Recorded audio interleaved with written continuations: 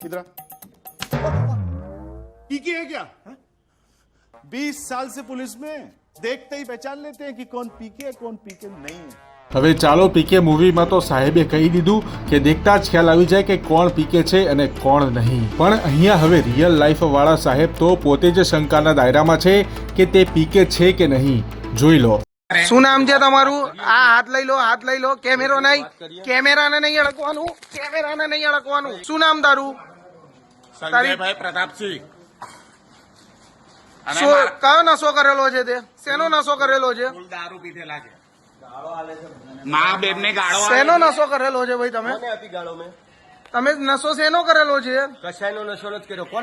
તો પછી તમે કોને ગાળો આપો છો અહીંયા? કોને આપી? કોણ છે? હા, ભાર્ગવ ગોણાલા જ જવા દીધી. હારું ચલો હાલો. તમને ગાળો આપતા હતા ને? હાલો ચલો મેં આવું. ચલો હાલો. વિડીયો છે વડોદરાના નવા બજાર મેઇન રોડ પરનો.